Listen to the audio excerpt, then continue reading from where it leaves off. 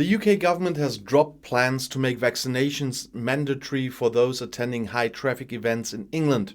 Health Minister Sajid Javid told the BBC on Sunday that the government no longer considered such a requirement to be necessary given the current situation. It had previously been announced that the regulation would be introduced in England at the end of September against opposition from parts of the industry and, of course, some Conservative MPs. We have been looking at this closely, and while we should keep it in reserve as a possible option, I'm happy to say that we will not pursue the vaccination passport plans, said Javid. In the UK, more than 80% of people over 16 are double vaccinated. The Scottish government had previously approved the introduction of vaccination records for visitors to nightclubs and music festivals from October on Thursday.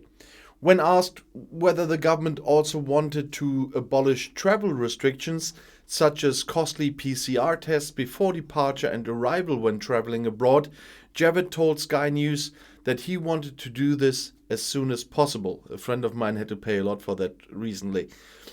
Certain emergency powers of the government are to be withdrawn, including the ability to close schools and companies.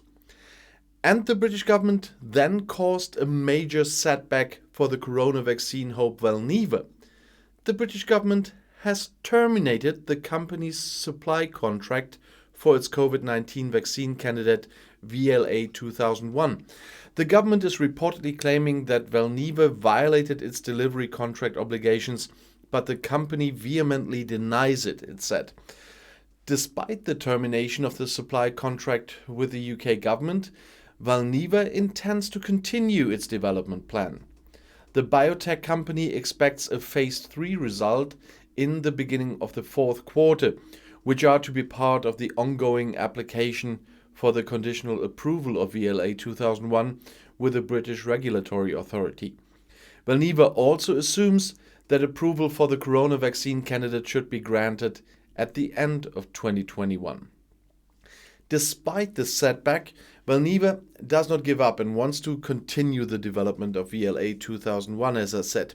And the fact that the British government is throwing in the towel, however, has a bland aftertaste, which is not well received by the stock markets. The fact that the British government terminated the supply contract with Valneva before the final study dates for VLA 2001 does not throw a good light on the company. In the early pre-market trading at Lang & Schwarz, for example, the share loses around 15%. Newcomers should now stay on the sidelines for the time being and observe further developments, experts say. And experts say that those who are invested pay attention to the stop at €14.50. And I'll see you in my next video.